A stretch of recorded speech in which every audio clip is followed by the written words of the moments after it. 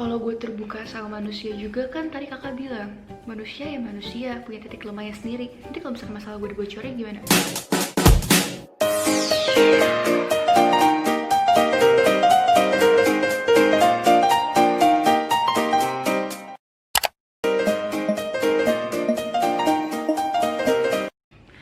Hai teman-teman, hari ini aku pengen banget buat berbagi ke kalian lagi. Setelah sekian lama aku udah gak bikin video-video karena emang cukup agak ada kegiatan-kegiatanku. Dan aku pikir anak muda sekarang tuh lagi pada galau gak sih? Kayak bingung dan merasa tertekan secara gak langsung karena sering banget lihat di sosial medianya tuh kayak banyak banget kan orang-orang yang mulai berkembang, mulai membuat karya-karya mereka yang khususnya di hashtag di rumah aja. Ada beberapa orang yang ngerasa kok gue di rumah gini-gini aja ya, bangun pagi, mandi, makan, tidur, dan udah main HP, gak ngapa-ngapain lagi, terus pulang lagi pagi, siang, sore, malam. Dan ada beberapa orang yang mungkin memang punya banyak kegiatan dan kesibukan. Tapi teman-teman, ingat, please banget buat kalian ingat bahwa hal yang membuat seseorang bisa depresi itu adalah kesehatan jiwa mereka. Kesehatan jiwa tuh penting banget karena kenapa? Ketika kalian ngerasa bahwa jiwa kalian tertekan atau kalian mengalami stres atau mengalami depresi, itu bakal menyebabkan beberapa kegiatan kita yang lainnya tuh bakal terganggu. Dan aku bakal ngasih beberapa poin penting untuk kita semua sama-sama belajar dan mengoreksi diri. Apa sih hal-hal yang perlu diperhatikan supaya kita pun bisa menjaga kesehatan jiwa kita. Jadi yang dijaga itu bukan kesehatan secara fisik aja nih, olahraga, tapi mental pun harus dijaga. Pertama yang harus kita perhatikan dalam diri kita sendiri adalah menerima diri kita apa adanya. Siapa sih orang yang gak mau punya pasangan yang cantik, yang ganteng, hidup kaya, hidup mewah, sempurna, bisa ngelakuin itu, karir oke, pekerjaan langgeng, keluarga yang sehat, keluarga yang harmonis, tubuh yang kayak atletis. Pasti semua orang pengen kan. Tapi ternyata hal yang harus kita sadari adalah yang pertama, menerima diri kita apa adanya dahulu. Kalau bukan diri kita sendiri yang menerima diri kita apa adanya, orang lain pun akan susah untuk menganggap atau menerima diri kita dengan gambaran yang baik. Tuhan itu baik, Tuhan itu adalah Tuhan yang adil. Bahkan kalau ada kata quotes tuh aku pernah dengar, Tuhan tuh terlalu adil untuk tidak dikatakan adil. Kenapa? Ya kita juga sering banget lah ya dengar ada orang yang mungkin ya maksudnya kakinya tuh kayak gak bisa jalan di kursi roda, tapi mereka memiliki kemampuan dan karya-karya. Contohnya apa? Mereka bisa menggambar, mereka bisa menjahit, dan kadang itu gak bisa dilakuin sama orang-orang yang memiliki tubuh fisik secara normal. Yang harus kita sadari adalah menerima diri kita padanya, menerima masa lalu kita. Seburuk apapun masa lalu kita, percaya ada satu pribadi yang akan selalu menerima kita padanya, yaitu Tuhan Yesus. Walaupun dulu kayak misalkan di masa lalu kita ya, mungkin kita ngelakuin sebuah dosa yang orang tua kita pun bahkan gak bisa memaafkan kita. Dan mungkin pasangan kita pun akan memaki kita gitu kan.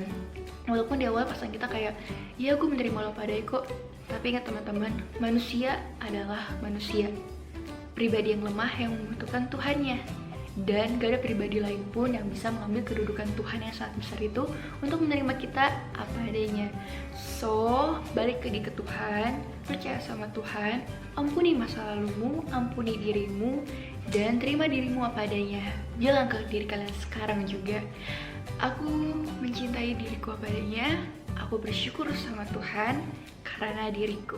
Nah teman-teman, yang poin kedua itu adalah keterbukaan. Kenapa keterbukaan itu penting banget? Keterbukaan adalah langkah pemulihan Tuhan atas hidup kita. Ya mungkin ada beberapa orang yang bakal bilang gini, Kak, kalau gue terbuka sama manusia juga kan tadi kakak bilang manusia ya manusia punya titik lemahnya sendiri. Nanti kalau misalkan masalah gue dibocorin gimana? Teman-teman, kalian udah dewasa, kalian udah bijak, dan kalian cukup bijak lah untuk bisa membedakan tempat dan wadah mana sih yang bisa kalian ceritakan keluh kesah kalian, bahkan dosa terkelam kalian. Emang benar setiap orang tuh punya jendela yang masing-masing gitu kan, punya bilik-bilik yang masing-masing gitu. Aku pun udah pelajarin itu di fakultasku. Kalian gak usah ketakutan kayak aku gak ngerti. Tapi yang aku mau ngasih tau ke kalian adalah keterbukaan itu adalah kalian mempercayakan diri kalian ke hadapan Tuhan untuk membiarkan kuasa Tuhan tuh bekerja dalam kehidupan kalian. Kesehatan jiwa itu penting banget teman-teman untuk disembuhkan gitu loh. Dan keterbukaan adalah langkah kedua untuk kalian mengalami kesembuhan tersebut. Yang pertama adalah keterbukaan terhadap Tuhan. Tuhan tuh tahu loh kalau kalian tuh memiliki hati yang gak baik atau hati yang tulus. Dan Tuhan tuh tahu, bahkan Alkitab pun udah mencatat ketika kalian duduk atau kalian bangun, Tuhan tuh tahu. Dan di Lukas 8 pernah dikatakan bahwa ada seorang perempuan yang punya penyakit selama 12 tahun pendarahan, dan akhirnya dia memberanikan diri untuk datang ke Tuhan, dan akhirnya karena imannya itu ya dia disembuhkan.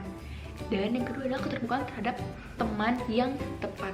Itu apa? Komunitas rohani.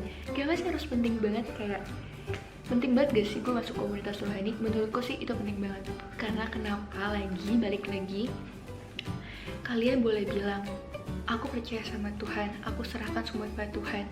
Tapi guys, Tuhan membutuhkan kalian, Tuhan membutuhkan sesama kalian untuk membantu kalian dalam memenuhi pergumulan kalian. Jadi ketika kalian cuma terbuka sama Tuhan dan gak melakukan next step, atau cuman ya udah gue pengen didoain aja ya, doain gue ya guys, doain gue, tapi kalian pun gak berubah atau kalian pun gak ikut langkah jalan gitu loh, jalan ke stasiun untuk bertemu dengan teman-teman kalian, nanyain kereta mana sih yang bagus, yang tepat buat gue biar bisa gue sampai ke tujuan gue, ya kalian gak akan bisa merasakan kesembuhan secara menyeluruh gitu. Next, yang ketiga adalah melepaskan amarah. Teman-teman, dalam kehidupan kita itu 10% itu adalah amarah dan bukan amarah, kejadian, dan 90% itu adalah respon kita. Jadi bisa dikatakan bahwa 100% dalam kehidupan kita itu adalah gak seluruhnya tuh kejadian atau takdir. Kalau ada orang yang kalian denger hidup itu adalah takdir, atau yaudah itu kan emang jalan loh, itu kan takdir loh, kalian dan aku, kita semua diberikan kehendak bebas sama Tuhan. Dalam arti kita diberikan Tuhan tanggung jawab dan sebuah ruang untuk kita tuh bisa mengendalikan dan memberikan respon kita, bukan mengendalikan kejadian ya. Contohnya tuh gini, kita tuh nggak bisa melarang burung terbang di atas kepala kita, tapi kita bisa memberikan respon buat burung itu nggak bersarang di atas kepala kita. Ngerti nggak? Ngerti dong, pastikan ngerti dong. Jadi kayak misalnya kalian tuh nggak bisa melarang sebuah kejadian atau peristiwa itu terjadi dalam kehidupan kalian, tapi kalian bisa memberikan dan mengendalikan respon kalian agar semuanya tuh ya berjalan dengan baik-baik. Dan itu penting banget untuk menjaga kesehatan jiwa kalian. Contohnya, dalam pandemi kayak gini, kalian banyak banget nih, khususnya aku ya, sering banget liat di Instagram tuh kayak teman-temanku tuh banyak banget yang jualan makanan, jadi beauty vlogger, atau ya pokoknya tuh intinya menghasilkan uang. Dan aku tuh pernah ngerasain kayak aku iri hati, aku marah, aku kesel, kayak kok mereka bisa, aku enggak. Tapi ingat, kesehatan jiwa itu penting banget dan aku menyadarinya. So, jadi aku lebih memilih untuk merespon dengan hal-hal yang lebih positif ya. Kita semua itu bisa untuk melakukan hal-hal yang sama seperti mereka, namun di waktu dan mungkin aja jalan yang berbeda. Sedih, marah, kecewa, senang, bahagia, cemburu, atau apapun itu tuh sebuah respon yang bisa kita kendalikan sebenarnya, tapi tergantung kita mau kita mengendalikannya tuh ke arah yang mana, positif atau negatif. Kita adalah terang dan garam dunia, jadi kita harus bisa mengendalikan emosi-emosi dan respon kita untuk menghadapi kejadian yang benar-benar kayak membuat kita tuh kayak capek hati banget. Tapi guys, kalian pasti bisa melewatinya. Yang keempat adalah fokus kepada Tuhan. Ini paling penting banget. Ini adalah poin keempat, poin terakhir dari menjaga kesehatan jiwa, Dan kalian harus sadari guys, bahwa kalau misalkan kalian ngerasa ya Instagram atau Facebook atau Twitter atau platform lainnya yang membuat kalian ngerasa cemas, marah, iri hati, atau di luar dari masalah pandemi, mungkin kalian lagi berjuang dengan skripsi kalian, dengan ujian kampus kalian, ujian sekolah kalian, ujian kehidupan kalian, coba untuk mengarahkan pikiran kalian tuh ke arah-arah yang kebaikan Tuhan, kesetiaan Tuhan, janji-janji Tuhan, berkat Tuhan, kasih setia Tuhan, perlindungan Tuhan, penyertaan Tuhan. Pikirkan tuh semua tuh hal-hal yang baik. Gak mungkin kalian gak bisa menjaga respon dan pemikiran kalian. Kalian mau marah, otomatis kalian pun bisa untuk memaafkan. Kalian bisa berduka, kalian pun bisa bersuka cita. Dan Tuhan tuh sayang banget dan bahkan peduli banget. Saking peduli tuh Tuhan tuh nulis di Alkitab kata-kata mutiaranya itu untuk kita tuh bisa benar-benar menjaga kesehatan jiwa kita. Bukan untuk menyuruh kita menjaga gitu, kayak jaga dong pikiran lo, jaga dong jiwa lo. Tapi Tuhan tuh mau untuk ayo dong nyatain apa sih yang lo rasain, apa sih yang sebenarnya tuh ngebuat lo jadi kayak bingung, buat lo jadi cemas, buat lo lagi marah. Dan ayat itu ada di dalam Alkitab. Jadi kalian tuh harus benar-benar rajin-rajin lah baca quotes-quotes mutiara yang Tuhan sendiri langsung kasih. Sebagus apapun quotes dan kata-kata mutiara yang ada di dunia ini, ya paling bagus dari Tuhan itu sendiri. Ketika kalian baca, kalian merenungkan ya, itu akan menjadi rema dan pengingat kalian sendiri deh. Pokoknya kayak kalau kalian ngalamin masa-masa itu ya, kalian pokoknya bakal benar-benar kayak keinget gitu. Dan aku bakal bacain ayatnya. Itu ada di Filipi 4 ayat 6 sampai ke 8. Janganlah hendaknya kamu khawatir tentang apapun juga, tapi nyatakanlah dalam segala hal keinginanmu kepada Allah dalam doa dan permohonan dengan ungkapan syukur. Damai sejahtera Allah yang melampaui segala akal akan memelihara hati dan pikiranmu dalam Kristus Yesus. Dan jadi akhirnya, saudara-saudara, semua yang benar, semua yang mulia, semua yang adil, semua yang suci, semua yang manis, semua yang sedap didengar, semua yang disebut kebajikan dan patut dipuji, pikirkannya lah semuanya itu.